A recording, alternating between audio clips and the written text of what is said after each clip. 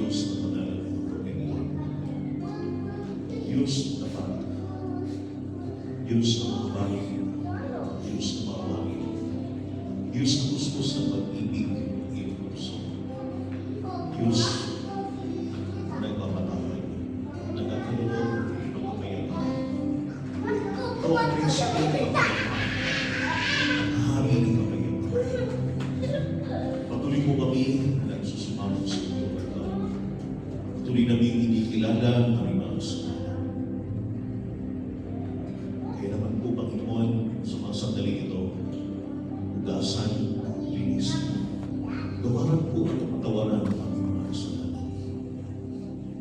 Sa isip, sa salita, sa utak. Salamat sa iyong biyaya, Panginoon. Salamat po sa iyong presensya. Salamat sa mga salita. Higit sa lahat, salamat po sa iyong madalang anak ang ilos sa aming dalagitnaan. Kayo po magpala sa mga lingkod. Kaya nga po, lahat na ito mula sa aming Panginoon, panais po namin na mabigyan po namin kayo ng kakayahan. Malugod po kayo sa lahat ng aming gagawin, Lord God. Tuloy po i-bless inyong paglingkod, Lord God. Bahagi ng iyong pagkakitaan. Kayo po may taas. Magwala. Ito po ang aming panalangin sa pangalan ni Jesus. Amen and amen. Praise God. So good morning po once again. Please be seated po. Ay po sa presensya po ng aming Panginoon. To God be the glory. So isang papagpala ng malamig na umaga. Although po sunod na po yung napakalamig po na araw at panahon po. Subalit po yun ang aming Panginoon sapagkat ayan siya at patuloy po tayo na iniingatan ng aming Panginoon. Okay, so once again, purihin ang Diyos sa kanyang mga salita na ating ibabahagi ang pag-aaralan po ngayon. And ito po yung continuation po doon sa ating mas narinig po last Sunday, pinahagi po ni Pastor Eric po. Nakikita po natin po dito na napakahalaga po ang series ating particularly according to the Gospel of Mark. Okay, now, para po sa ating kaalaman po, kakaroon lang po tayo ng short review or recap po doon sa ating po natutunan, particularly last Sunday. Ay ito po yung mula po sa Mark chapter 4 verses 26 to 34. And ito po yung pinamagatang pictures of the kingdom. So ano ba yung nilalarawan ng kaharian?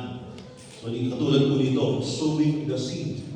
Yung magtatanim, mag-aasip po ng mabuting balita. The word seed here is the word of God. And stages of growth. So mayroon talagang stages of growth po. And dito po, pangatlo, starting small. Okay? Pang-apat po, shelter for souls. And panglima po, spoken in parables. So, bakit niya ginagamit ang mga parables, ang mga talinghaga kapag siya nagtutulog? So, hindi lamang po sa mga disciples po niya, kundi ginagamit po niya ang parables. Lalo na po sa pagtuturo tungkol sa kanyang karya. Now, ngayon po mga kapatid, dito na po tayo in Mark chapter 4 verses 35 to 41. So mayroon po tayong ilang verses po, I think 7 verses or 6 verses. 35, 36, 37, 38, 39, 40, 41. So we have 7 verses po. So ang pamagat po dito is Jesus reveals His power. So inihayag ng Panginoon ang kanyang kapangyarihan. Truly, that He is a powerful God. He is the omnipotent God. He has all the power. At makikita po natin po sa buhay po natin na kung saan ang Diyos po na ating pinaglilingkuran, ang ating Diyos ang ating Diyos na sinasamba, siya ay Diyos na makapangyarihan sa lahat. At hindi siya nagbabago. Ang kapangyarihan niya hindi nagbabago, hindi kumukupas. Now, according to Mark chapter 4, verses 35 and the following verses, on the same day, when evening had come, He said to them, "Let us cross over to the other side." In verse 36 rather, now when they had left the multitude, they took him along the boat as he was. And other little boats were also with him. Verse 37, and a great windstorm arose, and the waves beat into the boat, so that it was already filled. In verse 38, but he was in his turn, asleep with the pillow. And they awoke him and said to him, Teacher, do you not care that we are perishing? In verse 39, then he arose and rebuked the wind, and said to the sea, Peace, be still. And the wind ceased, and there was a great calm. In verse 40, but he said to them, Why are you so fearful? How is it that you have no faith? In verse 41, and they feared exceedingly, and said to one another, How can this be, that even the wind and the sea obey him? God bless the reading of His Word. So, Jesus reveals His power. Dito po sa tatlong ito, makikita ko natin kung paano niya inihayag, ipinakita po, dinemonstrate po ang kapangyarihan po niya. And hindi lamang po sa kanyang mga disciples noong una, particularly the 12 disciples, maging sa ating kapanahunan po, makikita ko natin patuloy po na inihayag ng Panginoon ang kanyang kapangyarihan sa atin. Now, the first part of our topic is redirected. In verses 35 to 36, what does it mean, the word directed? It means to say, ito ay utos ng Panginoon, ito yung command ng ating Panginoon, ito yung atas ng ating Panginoon. Then secondly, the great storm, yung malakas na bagyo. Sabi po sa magandang balita, isang napakalakas na unos. Sa ibang version naman po, talagang napakalakas na bagyo, found in verses 37 to 38. And lastly, the third, the response, particularly the response of Jesus, na kung saan nakikita ko natin po sa in verses 39 to 41. Ano ho yung tugon ng ating Panginoon ho, lalong-lalo na dito ho sa tagpo ito. Okay. Now, the directed means to say, yung command ng ating Panginoon, utos ng ating Panginoon, atas ng ating Panginoon sa kanyang mga disciples. And who are these disciples? Particularly, yung kasama po niya at that time, the 12 disciples. Now, sabi nga po doon, nabasa na po natin yung verse 35 and 36, mga kapatid. Gusto ko lang i-emphasize po dito, sabi po dito, when evening had come, He said to them, sinabi po niya doon sa kanyang mga alagad, let us cross over to the other side. So the word let us, sabi ko dito, tatawid tayo sa kabilang lugar o sa kabilang ibayo. Hindi niya sinasabi, tatawid kayo sa kabilang ibayo. Maiiwan ako. Hindi ako sasama sa inyo. Pero napakaganda yung sinabi mo niya dito sapagkat isinama niya at kasama ko, kasali po ang kanyang sarili. Dahil sabi niya, let us cross over to the other side. Naniniwala ako dito na mayroon po siyang gustong i-emphasize na pagtuturo sa kanyang mga disciples. Naniniwala ako dito, according to these verses, to this verse mga kapatid, and the succeeding verses, na mayroon siyang gustong i-emphasize sa kanyang mga alagad na ituro ng mga lesson po para patuloy po na maging matatag ang kanilang pananampalataya. Now, subalit may mga bangka din, mga maliliit na bangka na sumabay po sa kanila. Now, there is a directive to cross over the side of the lake of the Sea of Galilee. Now, Jesus and His disciples were on the western shore of the Sea of Galilee. And He wanted to go to the eastern shore, to the other side of the sea, to the other country of Gadarenes, referring to Gadarenes. Yan po, mabasa po natin po yan in advance doon sa Mark chapter 5. Yan po yung tinatawag to the other country or of Gadarenes, the other side of the lake or Sea of Galilee. So, nakita ko natin, Sea of Galilee, a body of water 600 feet below sea level and surrounded by hills, winds blowing across the land, intensify close to the sea, open, causing violent and expected storm. So ito pala po, itong lugar na yun, kung saan po mga kapatid, ay po madalas po na may mga bagay na hindi inasahan tulad po ng violent storm or talagang great storm, kung saan dahil nga po sa sinabi ko dito. Now, pansinin po natin mga kapatid, nagsabi ko dito, ano po yung purpose kung bakit po ang sabi ng ating Panginoon, lead us cross over to the side of the lake. Ano po sabi po? Sabi po dito, he needed time away from the crowds to take a rest and teaching his disciples something. So may nakita po ako dalawang dito. Una po, dahil nga po doon sa patuloy niya na pangangaral at mabuting balita at pagtuturo sa mga tao, mga kapatid, at may mga himala siya mga ginawa. Alam niyo po, ang sabi po dito, siya po ay nag-nais din po siya kasi magpahinga, physically. Kaya sabi niya, let us cross over to the other side of the lake. And aside from that, sabi na po dito, and he teach his disciples something. May mga bagay siya gustong ituro po dito kung bakit sinabi niya, tatawid tayo sa kabilang ibayo, sa kabilang lugar po ng lake na ito, doon sa gatherings. So ano po yun, mga kapatid? He wanted to his disciples to face new challenges. New challenges. Kasi po, nais ng ating Panginoon na ma-experience ng kanyang mga alagad ang mga bagong mga karanasan sa buhay na hindi pa nila na-experience, particularly, although they were fishermen. They were expert. Pero pagdating ko dito, mga kapatid, sa tatlong ito, makikita ko natin ano man ang kanilang pagiging expert bilang isang mangingisda at balikan po pagdating na po sa pagka-travel po, lalo na po sa dagat. So paglalakbay ho nila, alam niyo mga kapatid, makikita ko natin ang kanilang experience, ang kanilang karanasan, mayroon mong limitasyon.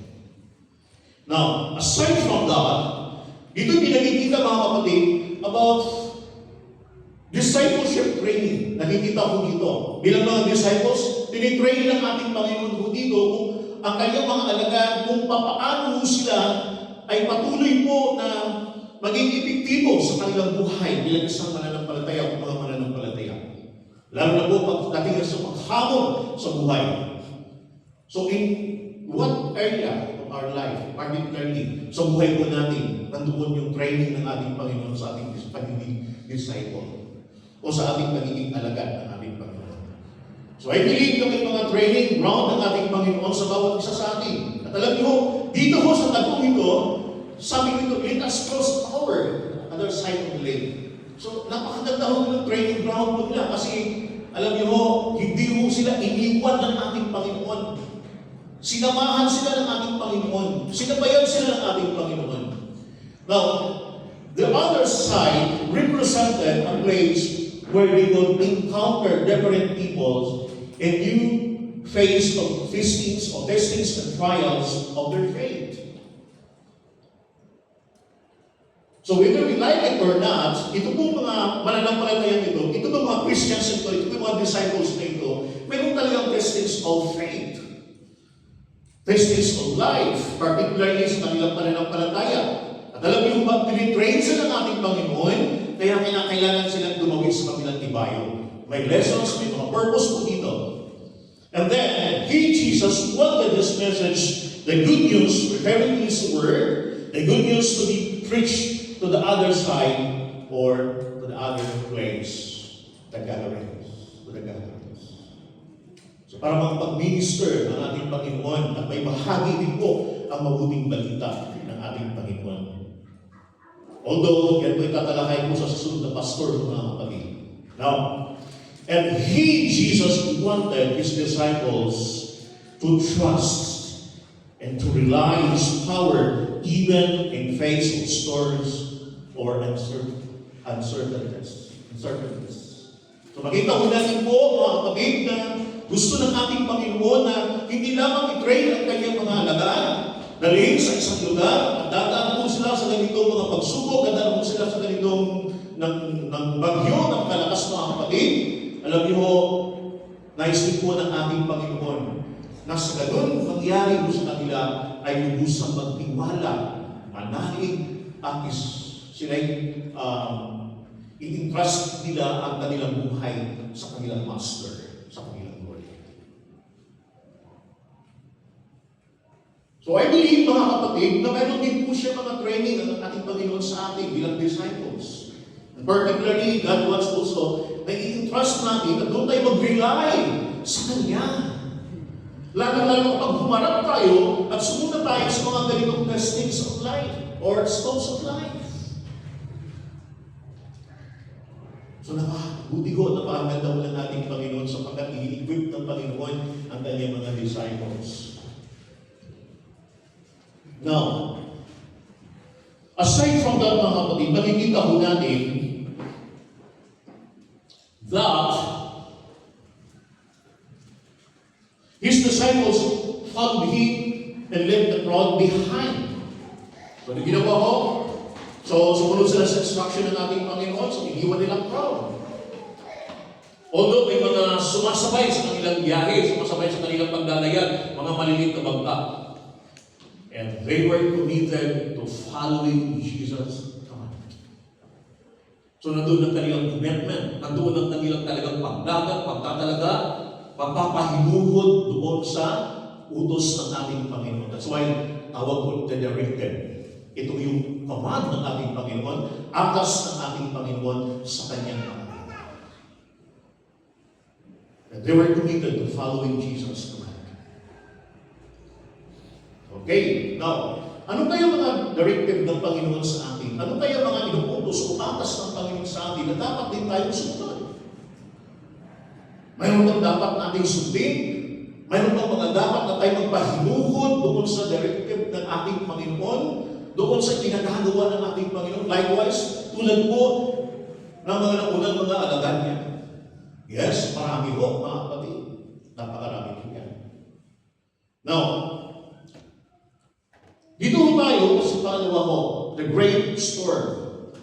Bibigyan mo natin ng ipasasin po, mamaya ko. The great storm, talagang sabi nga ko dito mga kapatid, ang malakas na bagyo. Sino po yung mga naka-experience na ng malakas na bagyo?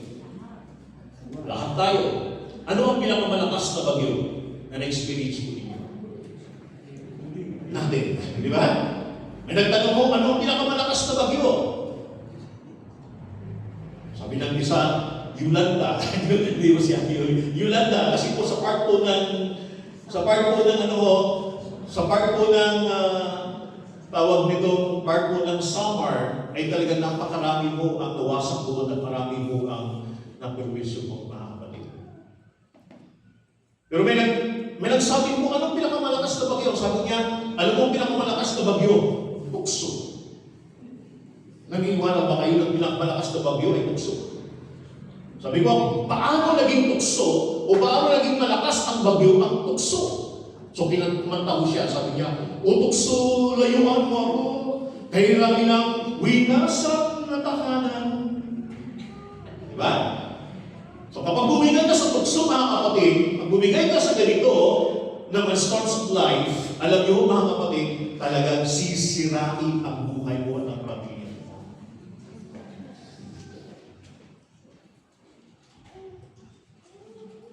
Okay, now, in verse 37, and a great windstorm arose, and the waves beat into the boat, so that it was ready to leave.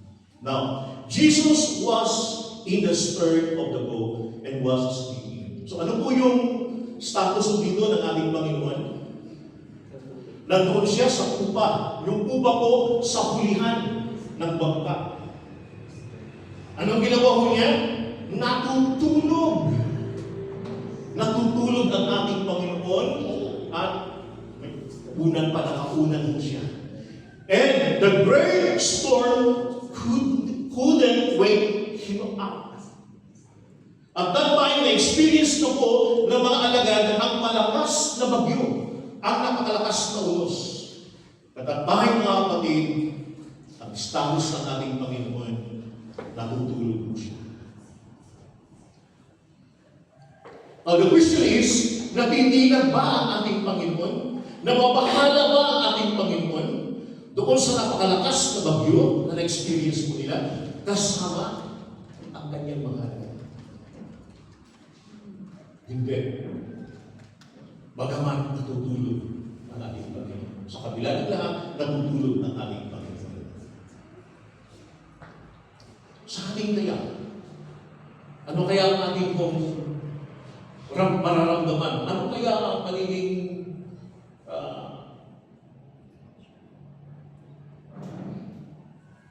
status natin kapag tayo ay dumaan po sa ganitong sitwasyon at humarap sa ganitong sitwasyon? Now, in verse, nabasa naman natin that the disciples believed that He could help them. Anong sabi ko? The disciples believed that He could help them. That's why ano yung pong sinabi ko dito, lumapit po ang mga alagad. The situation was totally out of control beyond their ability to handle. Kaya nga, sabi ko ng mga alagad, na po tayong magagawa. Although expert po tayo pagdating po sa ganitong paglalagay, may mga panahon din na experience natin ang bagyo, ang unos. Pero kakaiba yung unos na ito na experience po natin. Beyond their ability to handle. So mayroon bang mga unos kaya sa buhay po natin na hindi din po natin makakaya beyond our own strength, beyond our own understanding, and beyond our own effort? So sabi nga po dito, beyond their ability to handle. Sa totoo lang, mga kapatid, walang mananampalataya na kaya niya na i-handle ang lahat ng mga trials, storms of life, even temptations, even crises sa kanyang buhay na kaya nang i-handle sa kanyang buhay na mag-isa.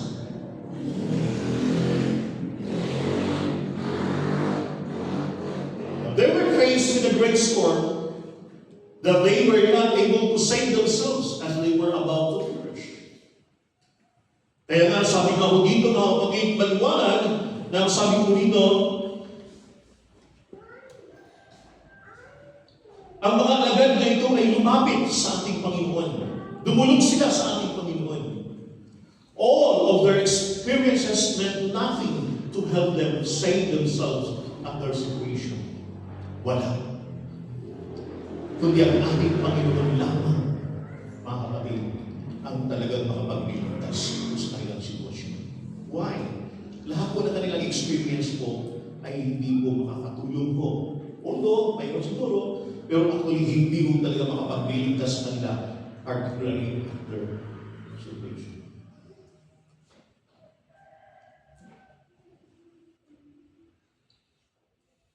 Salamat sa Diyos na kasama po nila ang ating Panginoon sa Kristo. Now, Jesus teaches His disciple not to be overconfident. Na although matigas sila mangingisda, madalas sila sa Sea of Galilee, Sea of Tiberias, madalas po sila doon. Alam niyo, mga kapatid, dito po itinuturo ng ating Panginoon sa kanyang mga disipulo na hindi dapat sila magiging overconfident. Na huwag masyadong lubos na magtiwala sa kanilang sarili. Ang kalaban ng isang tao, ang kalaban ng isang mananampalataya, ang pagiging overconfident. Lalo na kapag marami na siyang experience. Ay, hindi mo na kailangan ang ating Panginoon, hindi mo na kailangan isangguni sa Panginoon, hindi mo na kailangan po ilapit sa Diyos, hindi na kailangan magmanalangin ako. Why? Kasi at that point, mga kapatid, mayroon akong experience po yan. Natutulan na overcome ko na po yan. So kahit na mas matindi pa yung mga experience po yan, mayroon akong mga personal experience, kaya lubos akong magtiwala sa aking sarili. So alam niyo mga kapatid, ilang sinisira ng Panginoon that He teaches His disciples not to be overconfident. That's why in Proverbs chapter 3, verse 5 and 6, ang sabi ko dito, trust in the Lord with all of your heart. Magtiwala ka sa Diyos. Magtiwala ka sa Panginoon mong Diyos ng buong puso. Hindi 1/2, 1/3, 1/4 ng iyong puso. Kasi ang iyong puso, ang ating puso, doon nag-rely po doon sa mga past experience po natin. At kalahati na lang ang i-trust natin sa Panginoon at doon na tayo mag-trust po doon sa sitwasyon na yun. At sabi ko dito, trust in the Lord with all of your heart and lean not on your own understanding. In all your ways acknowledge Him and He shall direct your paths. So nang sabi ko dito ng Panginoon, lean not on your own understanding.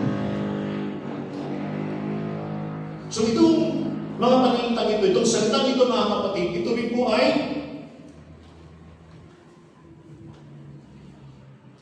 pagtuturo sa bawat isa sa atin bilang mga disciple ng aming Panginoon. Na hindi tayo lubos na magtiwala sa ating sarili, lalo-lalo sa ating karunungan, sa ating mga past experience. May mga Christians po, mga kapatid, na kapag nag-testify na ho sila, walang iba kundi ang lagi ng binabanggit ang kanilang mga past experience na kung saan doon na sila nag-rely. At kapag tinatanong mo sila, kumusta na iyong pananampalataya? Hindi, talagang mananagumpay na ako. Bakit? Kasi nung unang mga panahon na ito, at sa mga ganitong mga panahon na yun, mga kapatid, higit sa lahat, ako'y pinagpala, ako'y iningatan ng ating Panginoon. At magiging sa mga panahon ito, doon ako mag-rely. Para sa kanila ko, nawala na ako ang kanilang trust sa ating Panginoon doon na sa mga past experience. Hindi na sila dumudulog sa Panginoon, nananalangin, overconfident ako. Ang ganung uri ng mananampalataya. Now let's continue mga kapatid. Jesus awakened to their need. Ang ating Panginoong Kristo, hindi siya bumangon dahil na-disturbo siya doon sa malakas na bagyo. Kundi ang ating Panginoong Kristo, siya'y bumangon, Jesus awakened to their need. And the danger and fear were relieved of His disciples. So pansin po natin, ang ating Panginoong Kristo, hindi mo siya nababagabag. Hindi mo siya naapektuhan sa napakalakas na unos o bagyo, mga kapatid, na kanilang experience kasama ang kanyang mga disciples. Pero alam niyo kung bakit ang ating Panginoon ay bumangon.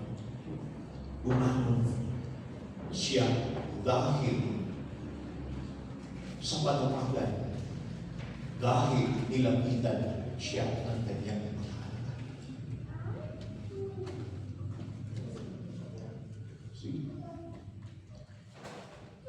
Now, number 3, the response. Ano yung pinagkikita ko dito yung response na ito, mga kapatid? Ano yung tugon ng ating Panginoon? Now, in verse 39, then He arose and rebuked the wind and said to the sea, Peace, be still, and the wind ceased, and there was a great calm. Anong sabi ko dito ng ating Panginoon? Napakalinaw ho, nang sabi ko dito, Jesus rebuked the wind and the waves by simply speaking. Paano niya na-rebuke ang malakas na hangin, ang nangangalib ng mga alon sa dagat? Simply speaking. Peace, huminahon. Be still. Sa mga tweet, mga kapatid, ang sabi ng ating Panginoon dito, mga kapatid, siya ay Diyos na hawak niya, kontrolado niya ang nature. Kung ang Diyos ay hawak sa buhay po natin, sapagkat sa ibang version, tinatawag siyang Lord. Sa ibang version, tinatawag siyang Master. And the word Lord, Master, it means Kurios. Adon, He is the supreme owner of our life. He is the controller of our life. Kung siya ay may control sa buhay po natin, ano pa kaya ang mga bagay sa buhay po natin beyond our control na hindi kaya kontrolado o kontrolin ng ating Panginoon?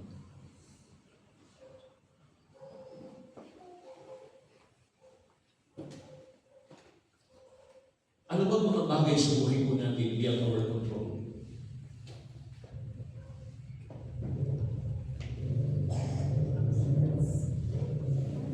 Now, let's continue, mga kapatid. Jesus demonstrated who He is. Pinakikita niya dito kung sino po siya.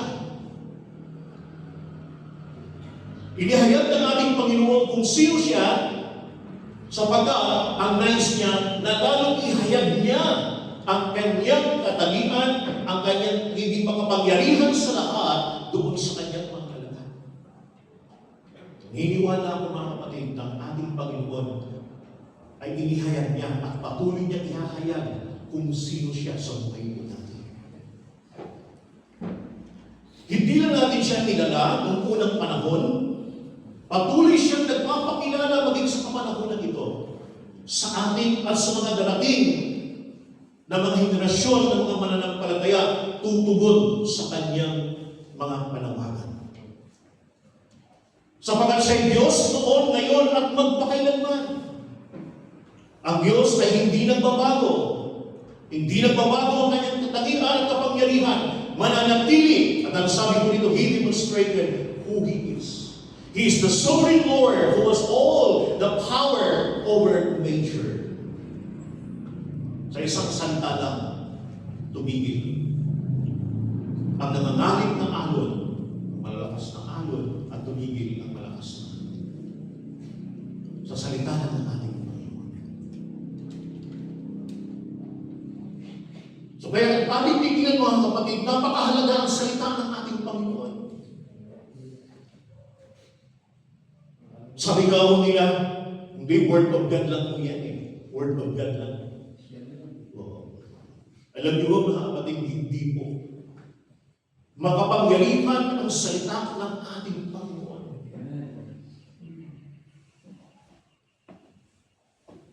Sapagkat siya'y nagbabago at bumabago ang salita ng Diyos ng buhay ng tao. Powerful ang salita ng ating Panginoon Diyos. Ano ngayon ang ginagawa? Ano ngayon ang nagagawa ng salita ng Diyos sa buhay mo? Ano ngayon ang nagagawa ng salita ng Diyos sa ating pamilya, sa pamilya mo? Ano ngayon ang nagagawa at ginagawa ng salita ng Diyos sa mga kahilingan mo, sa mga desire mo, sa mga panalangin ng bawat isa sa atin? Ano ang ginagawa ngayon at magagawa ng salita ng Diyos sa tuwing tayo dudulog sa ating Panginoon?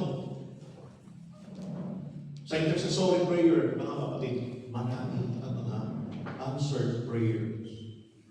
Tinutugon, binigyan ng tugon ng ating Panginoon. Nandun ang response ng ating Panginoon.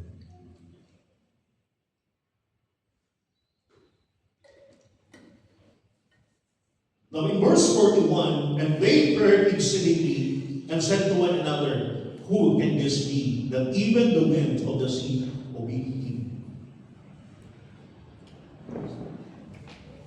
No, may question ng ating Panginoon dito sa kanyang mga alagad. Why are you so fearful? Fearful? Bakit kayo natatakot? Anong pinatatakot po ninyo? Yung malakas na umusuba? Yung malakas na bagyo? Yun ba ang pinatatakot po ninyo? Yung nangangalit ng mga alon, malakas na hangin, doon ba kayo natatakot? Doon kayo nakafocus? Doon kayo nakatingin? Hindi kayo tumitingin sa akin, hindi kayo tumitingin sa Panginoon, hindi kayo nag-focus sa ating Panginoon, hindi kayo nananalig sa pangalan ng Panginoon Jesucristo, hindi kayo nananalig doon sa salita ng ating Panginoon na makapangyarihan sa lahat.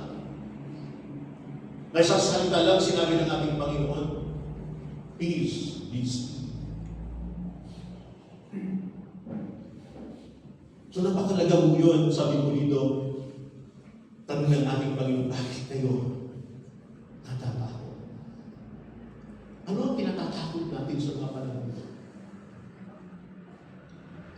Sa totoo lang, ang mga balita talagang nakakatakot.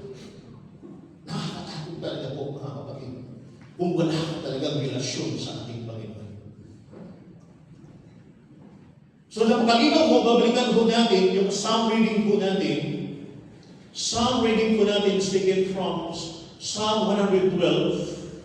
Malinaw po, particularly in verse 7 and verse 8. Ano ang sabi po dito? He will not be afraid of evil tidings. Kung idagdag ko ito, hindi siya natatakot sa anumang masamang balita. So ang mga mananampalataya ay hindi natatakot kahit anumang masamang balita na kanyang narinig, kanyang mga napapanood, ng mga news, mga kapatid, at narinig, hindi siya natatakot. Sapagkat may tiwala siya lubos sa ating Panginoon. Na hindi siya iiwan, na hindi siya pababayaan ng ating Panginoon. Now, aside from that, in verse 7, Psalm 112, his heart is steadfast, trusting in the Lord. Talagang matatag ang kanyang puso, nananampalataya, nananalig sa ating Panginoon. And aside from that, in verse 8, his heart is established. He will not be afraid until he seeks his desire upon his wings.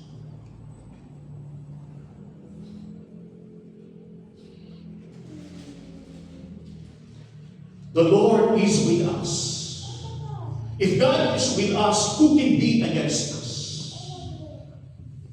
Kaya mga kapatid, tanungin niya sa kanyang mga disciple, why are you so fearful? But he said to them, why are you so fearful? How is it that you have no faith?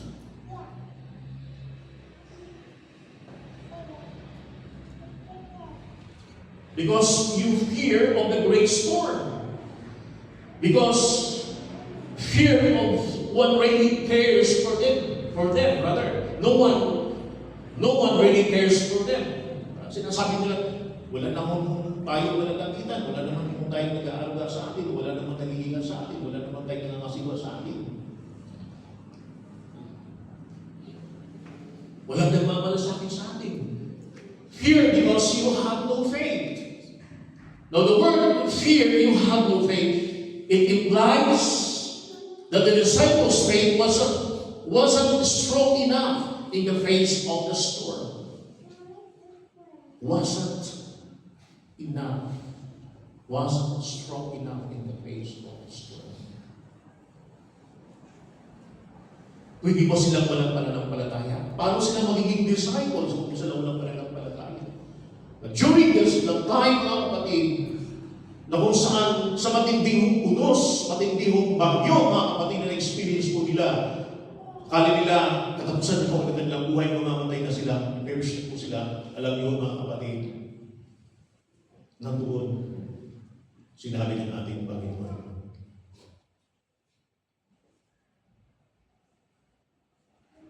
you have no faith.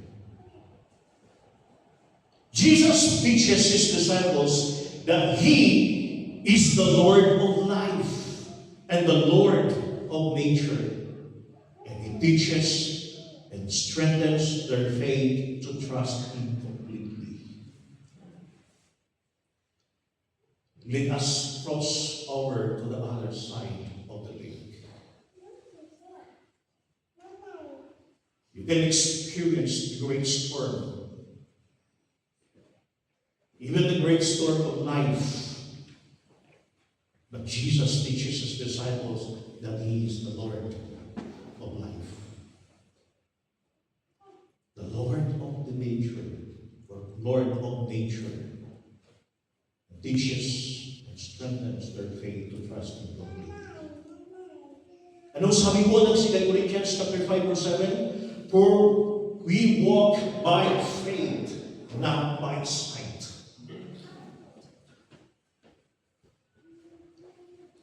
Namumuhay, lumalakad tayo sa pananalig sa Diyos, hindi po sa ating mga nakikita, hindi po sa ating mga napapansin. lumalakad at namumuhay tayong mga lingkod ng Panginoon ayon sa kalooban, ayon sa salita ng Diyos na makapangyarihan sa lahat.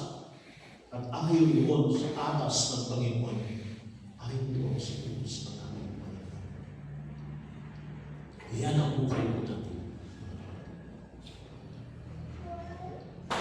Hindi po sa mga bagay sa mundo ito. Hindi po sa mga pangako ng mga tao. Hindi po sa napagkataloob ng sino man, kundi dahil sa ating Panginoon that He is the Lord of our life. He is the Lord of nature. He is the Lord of everything.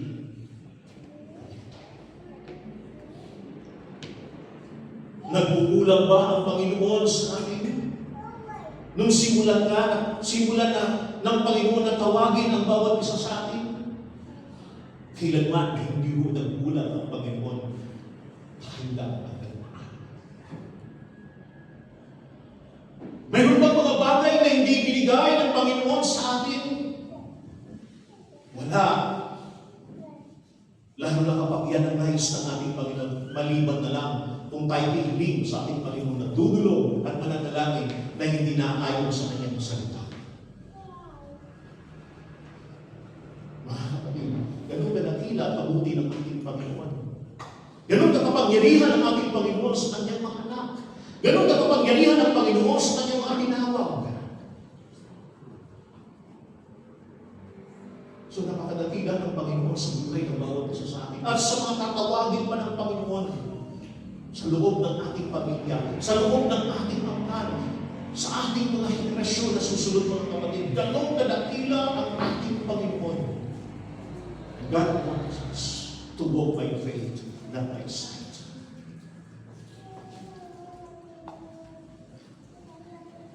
Isa po mga kapatid, sa example lang po mga kapatid, tayo magtatapos.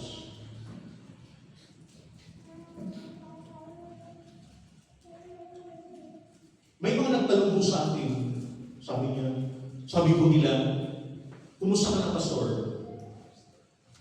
Kumusta na ang buhay mo? Sabi ko pa po, ito rin po, mananagumpay pa rin. May mga panahon na talagang po doon, kasala ko sa Panginoon, pero by the grace of God, by the strength of God, mananagumpay at nagtagumpay pa rin ako. Na-overcome po yan, hindi dahil sa strength ko po. At alam niyo mo, kumusta na? Mayaman ka na, Pastor. Sa totoo lang, mayaman ako. Kasi ang sabi po ng Bible, ang kayamanan is si Lord. Kumusta ang buhay mo ngayon?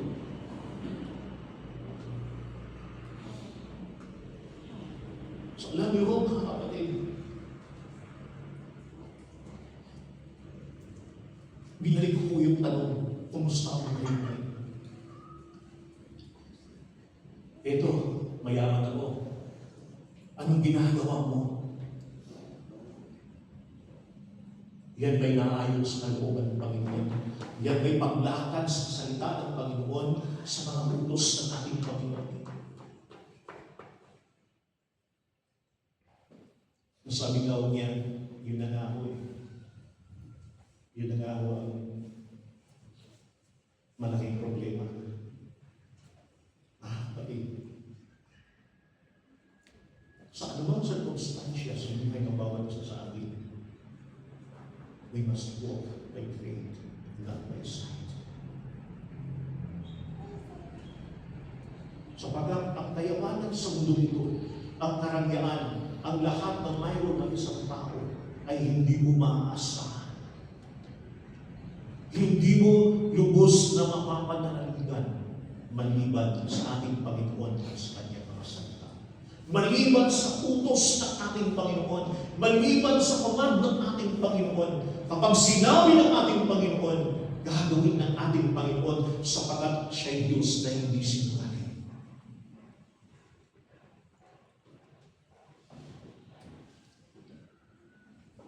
Now, Jesus reveals His power through His directive authority. To His disciples, it has crossed over the other side of the lake. Over the great storm, na kontrolado mo niya. At may kapangyarihan mo siya na patigilin.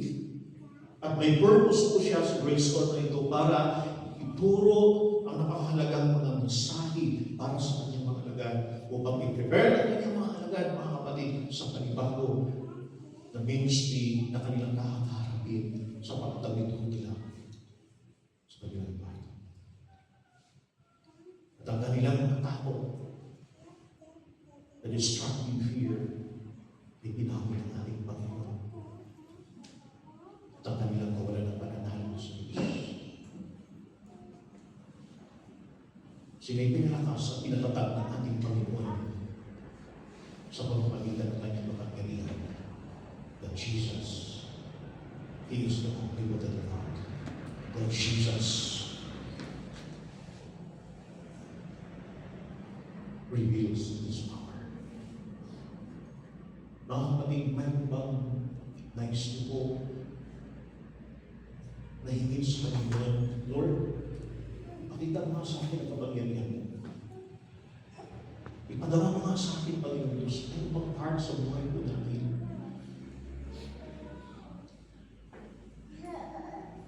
Na kahit ang mananampalataya, parang hindi mo parang hindi mo powerful ang Diyos, parang hindi mo siya omnipotent. Mayroon bang part o mga kapatid na hindi magagawa ng ating Panginoon? There's nothing impossible with God. All things are possible. But also faith in Him. So let's come before the presence of God. Lord, maraming salamat sa mga salita ng Panginoon. Salamat, ikaw po may control sa buhay ng bawat isa sa amin. Hindi na po kayo makapangyarihan sa nature of our God, sa mga nangyari at mga pangyayari sa kapaligiran po namin, Panginoon. Higit sa lahat, kayo po may kontrol, kayo po may akda, kayo po makapangyarihan sa buhay ng bawat isa sa amin, Panginoon. Kayo po may kontrol sa loob ng aming pamilya. Bagamat may mga nakikita kami, bagamat may nararamdaman kami, Panginoon Diyos,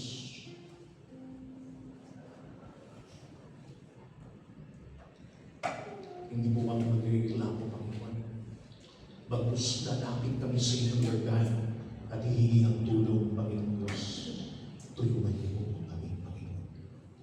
Tulungan niyo po ang aming pamilya, Lord God, na maitawid, Panginoon Diyos, at makatawid sa anumang mga pagsubok, sa anumang mga crisis po sa buhay, Panginoon.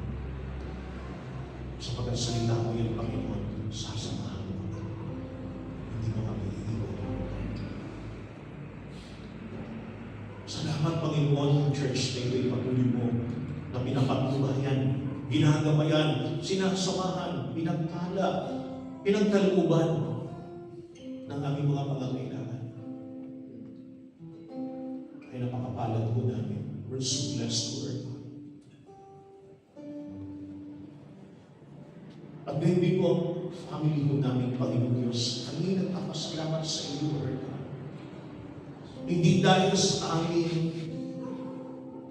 mga kakayanan, hindi dahil sa aming kayamanan, kundi dahil sa iyo, Lord. Kaya salamat, Panginoon, sa mga pangako mo, sa mga salita mo. Lahat ng papuri, luwalhati, ay bayan po namin pinapalik sa pangalan ng Kristo, kasama ng Diyos Espiritu. Amen.